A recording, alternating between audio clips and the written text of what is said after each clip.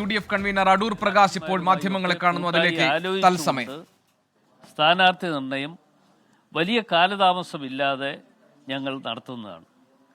ആ സ്ഥാനാർത്ഥി നിർണയം വന്നതിന് ശേഷം അതിനുള്ള അംഗീകാരം നൽകേണ്ടത് AICC ആണ്.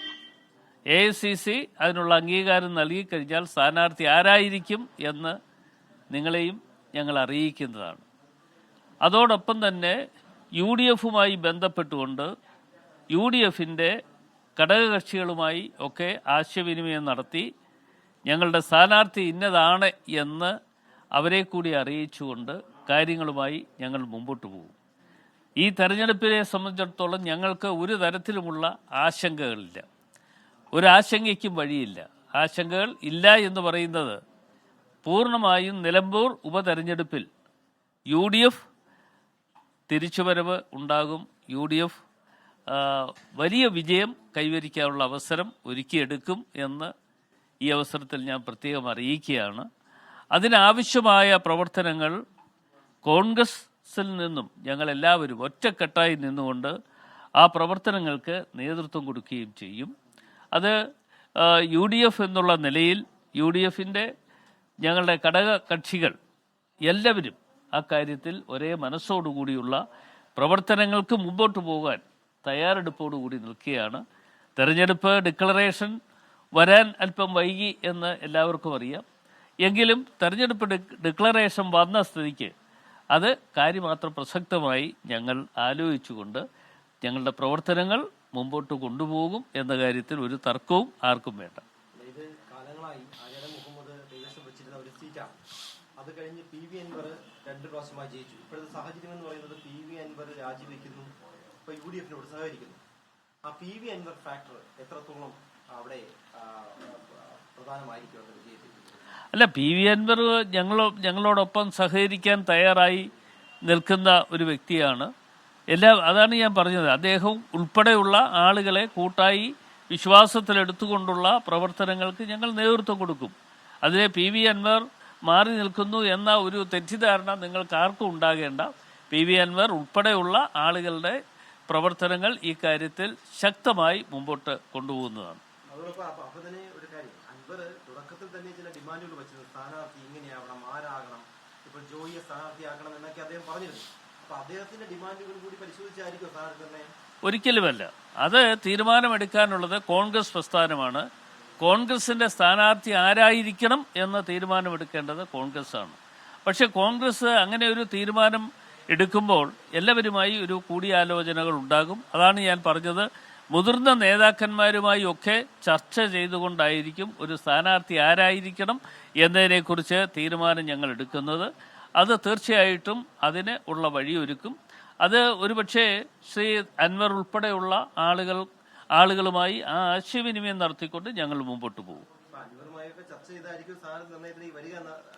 അല്ല, അൻവറുമായി ചർച്ച ചെയ്യുക എന്ന് പറയുന്നത് കോൺഗ്രസിന്റെ സ്ഥാനാർത്ഥി ആരായിരിക്കണം എന്ന് തീരുമാനമെടുക്കേണ്ടത് കോൺഗ്രസ് പ്രസ്ഥാനമാണ്.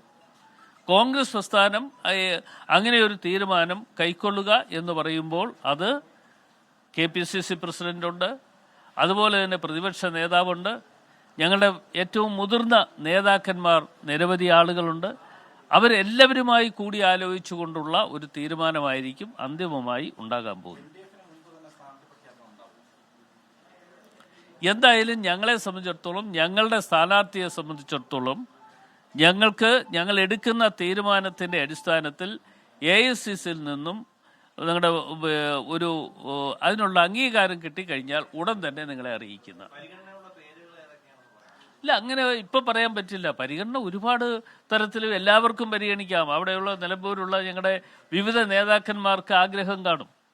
ആ ആഗ്രഹങ്ങളെല്ലാം സാധൂകരിക്കാൻ പറ്റില്ല. എങ്കിലും ഞങ്ങളെ കൊണ്ട് ചെയ്യാൻ പറ്റുന്ന എല്ലാവരെയും കൂട്ടായി യോജിപ്പിച്ചുകൊണ്ട് പോകുവാൻ പറ്റുന്ന എല്ലാ പ്രവർത്തനങ്ങൾക്കും നേതൃത്വം കൊടുക്കുന്നതാണ്.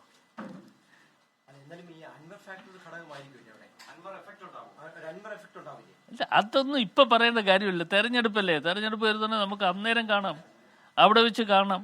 ഒരു സംശയം വേണ്ട. UDF എന്തായാലും ഒരു കാര്യം ഞാൻ പറയാം, എല്ലാവരുടെയും തെരഞ്ഞെടുപ്പ് തന്ത്രം എന്നുള്ള നിലയിൽ എല്ലാവർക്കും അവരവരുടേതായ പിന്നെ നിങ്ങൾ പറയുന്നത് പോലെയുള്ള പല കാര്യങ്ങളും കാണും. എങ്കിലും UDF എന്താണ് ചെയ്യാൻ പോകുന്നത് എന്നതിനെക്കുറിച്ച് ഈ കഴിഞ്ഞ ഉപതെരഞ്ഞെടുപ്പുകളിലൊക്കെ തന്നെ ഞങ്ങളത് തെളിയിച്ചതാണ്. ആ ഉപതെരഞ്ഞെടുപ്പുകളിലൊക്കെ തന്നെ ഞങ്ങൾ തെളിയിച്ചു എന്ന് പറയുമ്പോൾ ഞങ്ങളുടെ കൂട്ടായ ശ്രമവും കൂട്ടായ പ്രവർത്തനങ്ങളുമാണ് വിജയം കൈവരിക്കാനുള്ള അവസരം ഒരുക്കിയെടുത്തിട്ടുള്ളത്. തീർച്ചയായും അതിലേക്ക് ഞങ്ങൾ പോവും. നിലമ്പൂർ ഉപതെരഞ്ഞെടുപ്പിൽ നിങ്ങൾ ഇപ്പോൾ തന്നെ എഴുതി വെച്ചോ, നിലമ്പൂർ ഉപതെരഞ്ഞെടുപ്പിൽ UDF വിജയം കൈവരിക്കുമെന്ന കാര്യത്തിൽ ഒരു സംശയവും വേണ്ട.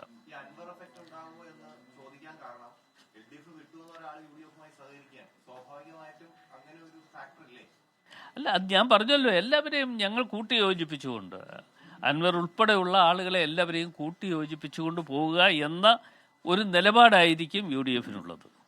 ഇന്നലെ പ്രതിപക്ഷ നേതാവ് പറഞ്ഞിരുന്നു UDFന്റെ അടിത്തറ വർദ്ധിപ്പിക്കാൻ വേണ്ടി പോവുകയാണ്, ചില മിറക്കിൾസ് ഒക്കെ ഉണ്ടാവും എന്നൊക്കെ പറഞ്ഞു.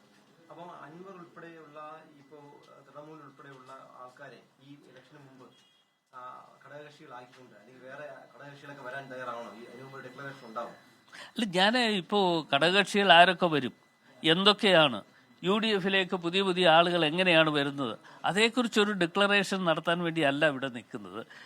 അത് ഈ പ്രതിപക്ഷ നേതാവ് പറഞ്ഞതുപോലെ ഞങ്ങളുടെ കൂട്ടായ ശ്രമങ്ങളും ഞങ്ങളുടെ കൂട്ടായ പ്രവർത്തനങ്ങളും തുടർന്നുള്ള നാളുകളിൽ തീർച്ചയായിട്ടും കൂടുതൽ ആളുകളെ ഇതിലേക്ക് യോജിപ്പിച്ച് കൊണ്ടുവരുവാനും UDFന് അധികാരത്തിൽ വരാനുള്ള അവസരം ഒരുക്കിയെടുക്കുക എന്നുള്ളത് തന്നെയാണ് ഞങ്ങളുടെ മുഖ്യമായ ലക്ഷ്യം. മതിയല്ലോ.